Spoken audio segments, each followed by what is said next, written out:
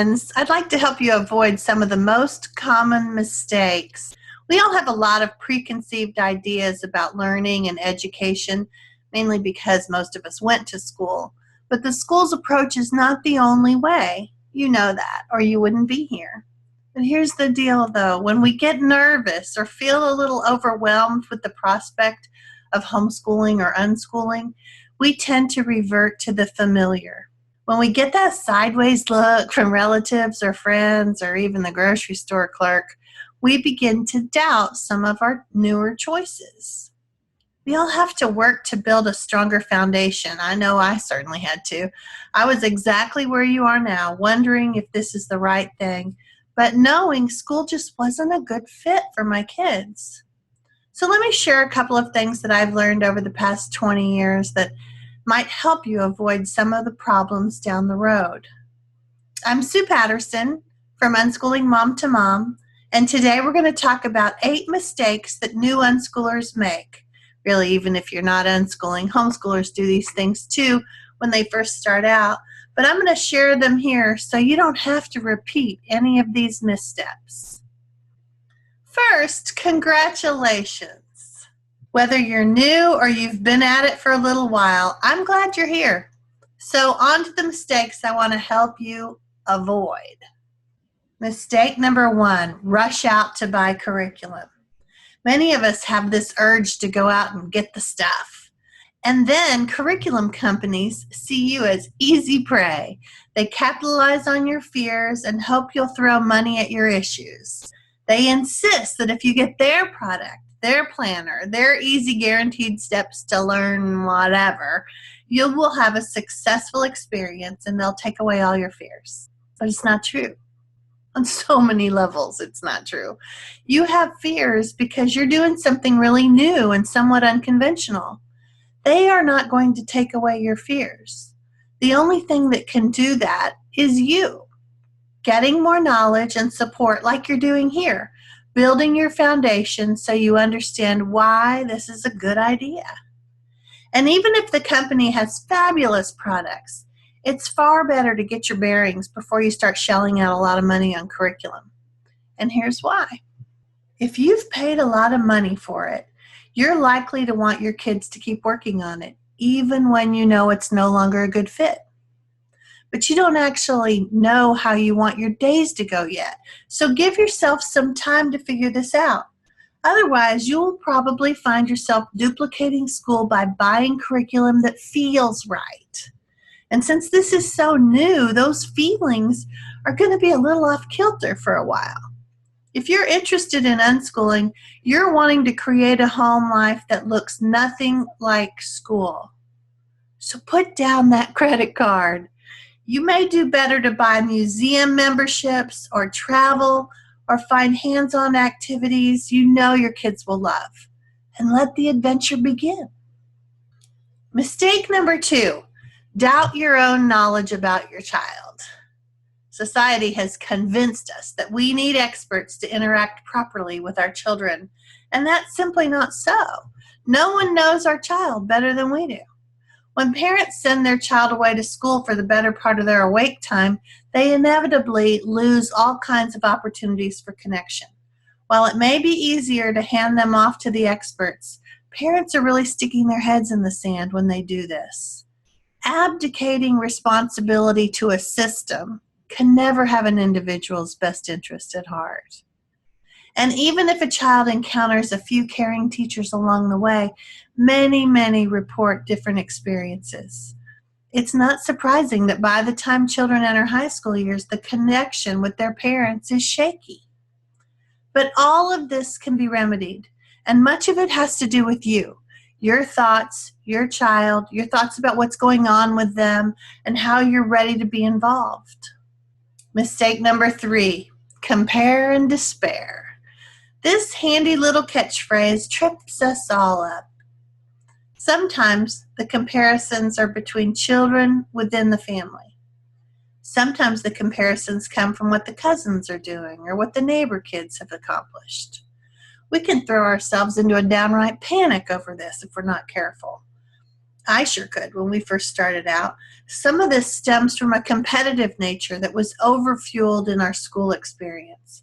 Class rankings, thoughts about whether someone is better, got more, got a better grade than us. It's a waste of energy, and it can really sabotage us on our path.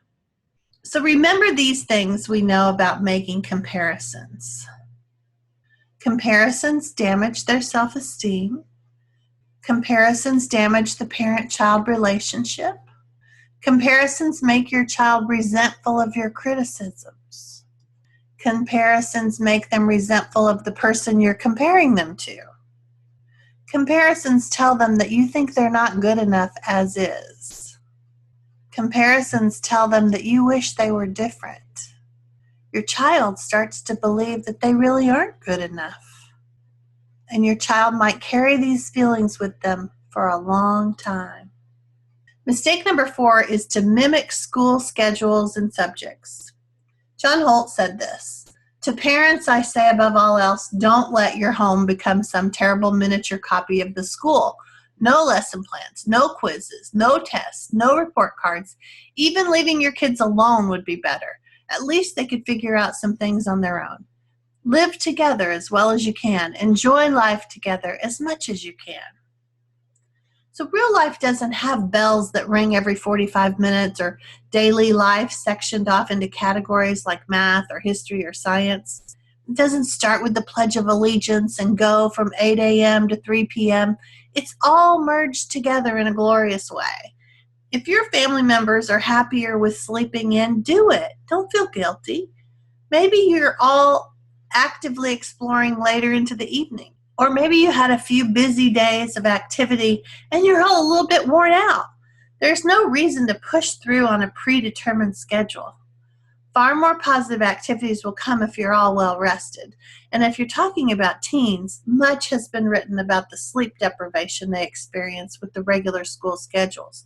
Don't duplicate that. We've all read about young adults floundering after high school, or sometimes well into college. It's not surprising since their lives have been so planned out for them.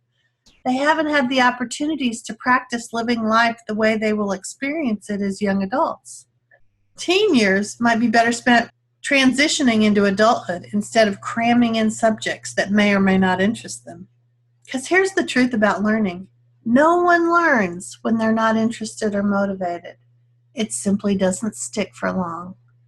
But if they are engaged in activities they enjoy, or they experience opportunities for exposure to new and exciting things, they'll remember all of that. Dividing everything into neat subject areas is a waste of time, really. It's familiar, but it's not necessary. As parents, you're better off spending your time getting to know what your child loves to learn about or enjoys doing. Use that as your focus for what do we do next. Learning is not a one-size-fits-all endeavor, so let's get away from that idea. So you want some more benefits for not duplicating school? All right. Your child learns to trust himself and his ability to find what he needs in the world. You and your child live a full, rich life starting now, not waiting until later, after 18, after graduation, etc. You get to discover what are your child's true interests. They won't have to wait for years into adulthood to figure them out. Your family bonds are prioritized and healthier than they ever could have been. Your child knows that when you tell him that his learning is really his, you mean it. And you're truly in charge of your own lives. What an adventure together you're going to have. So, mistake number 5, distract yourself by talking and reading instead of doing.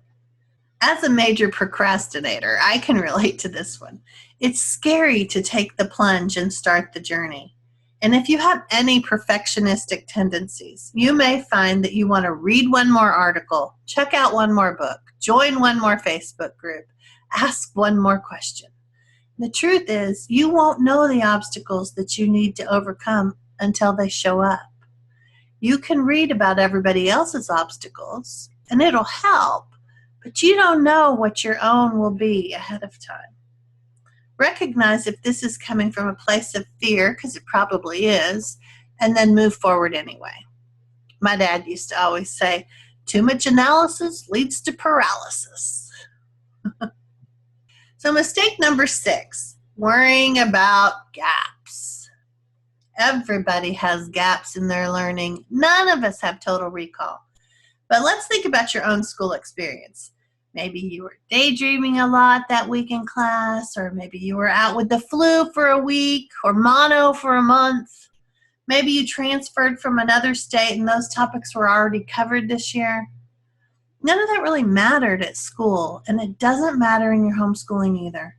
Plus, one big element is in your favor. You have no set end date. 18 is not a magic age when adulthood starts and all learning stops. We all continue to learn as adults. Learning goes on forever. And if your child finds they have a gap or wish they knew something, hundreds of ways exist for them to satisfy that need. They can Google it. They can hire a tutor. They could take a class. A simple "Hello, Siri" may suffice. Mistake number 7 is to believe that everyone's house is spotless except yours. This is a big one, and I've talked about it before in some of the other videos.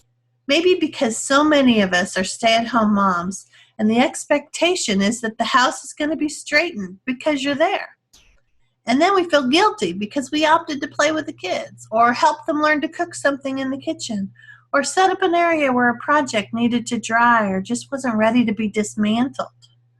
So no, your house will not be spotless, and neither is anyone else's. Your kids aren't shipped off to school every day. Those people's homes are neat and tidy, but yours live there. When everyone is excitedly diving into new activities, exploring and discovering, homes can look a little chaotic. Take a deep breath. Nobody's going to judge you. And mistake number 8, don't take time to deschool. Deschooling is a word that you might hear a lot, and I'll dive into it in some more future videos. But here's the gist of it. It has to do with thinking that the way we learned in school is the only right way. That way is legit and everything else is fluff. Because most of us went to school, we tend to think that that's what learning is supposed to look like.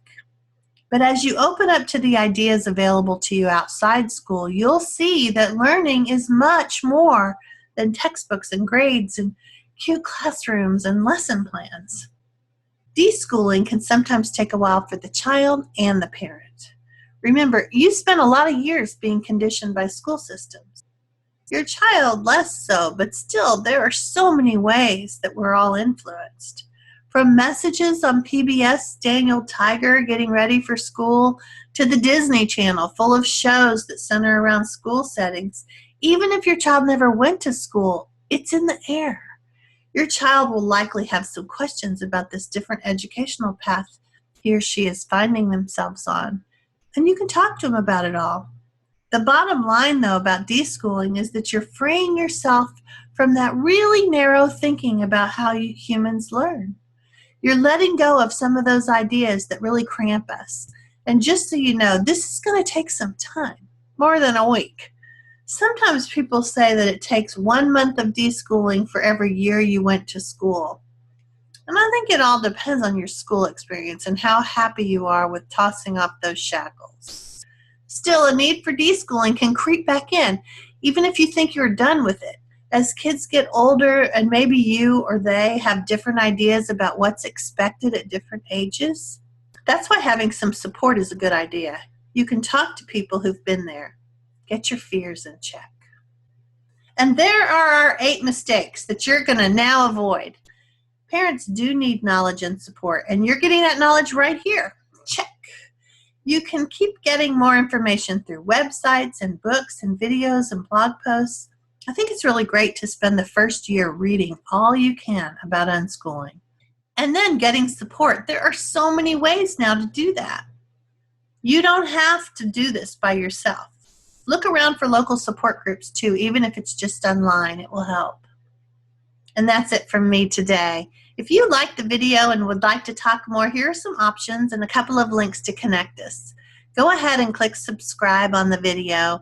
The little bell icon will let you know when a new video is up. So thanks for watching. Happy unschooling.